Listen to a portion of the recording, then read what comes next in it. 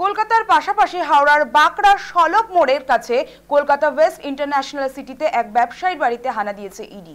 শুক্রবার সকালে ইডির আধিকারিকরা সশস্ত্র কেন্দ্রীয় বাহিনীর জওয়ানদের নিয়ে এই ব্যবসায়ীর বাড়িতে হানা দেয়।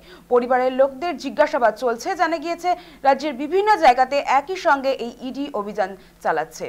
এই মুহূর্তে আমরা কথা বলবো আমাদের প্রতিনিধি অর্পণ সিংহের সাথে। অর্পণ রয়েছে আমাদের সাথে ফোন লাইনে।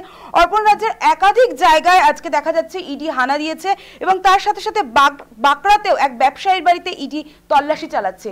কি জানতে পারছো, কি কি তথ্য উঠে আসছে? দেখো, আজ সকালবেলাতেই কিন্তু ইডির আধিকারিকরা তারা হাওড়ার এই ডোমজুর থানার অন্তর্গত সলভ এলাকায় যে ওয়েস্ট ইন্টারন্যাশনাল সিটি, সেখানে এক বাংলো, সেখানে কিন্তু ইডির আধিকারিকরা হানা দেন। তবে তার সাথে সাথে যারা আধিকারিকরা ছিলেন, ইডির আধিকারিকদের সাথে সশস্ত্র কেন্দ্রীয় বাহিনী, তাদেরকে সঙ্গে নিয়ে তারা এই বাড়িতে কিন্তু প্রবেশ করেন এবং কি কারণে প্রবেশ করেছেন যেটা অনুমান করা হচ্ছে যে কোনো টাকার অর্থাৎ আর্থিক কোনো লেনদেনের সঙ্গে জড়িত থাকতে পারে বলে কিন্তু অনুমান। তবে ইনি এক ব্যবসায়ী এবং সেই ব্যবসায়ীর বাড়িতেই কিন্তু আজ হানা দেয় ইডির আধিকারিকরা। তবে এই মুহূর্তে কিন্তু জিজ্ঞাসাবাদ এখনো পর্যন্ত চলছে, প্রায় 3 ঘন্টারও বেশি সময় অতিক্রান্ত হয়ে গেল।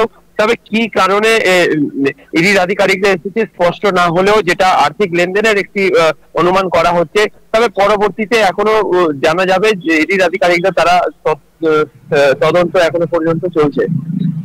ধন্যবাদ অর্পণ আমাদের সঙ্গে থাকার জন্য। যেমনটা আমরা জানলাম যে হাওড়ার বাঁকড়া সলভ মোড়ের কাছে কলকাতা ওয়েস্ট ইন্টারন্যাশনাল সিটিতে এক ব্যবসায়ীর বাড়িতে হানা দিয়েছে ইডি। শুক্রবার সকালে ইডির আধিকারিকরা সশস্ত্র কেন্দ্রীয় বাহিনীর জওয়ানদের নিয়ে এই ব্যবসায়ীর বাড়িতে হানা দিয়েছে। জিজ্ঞাসাবাদ চলছে পরিবারের লোকেদেরকে নিয়ে।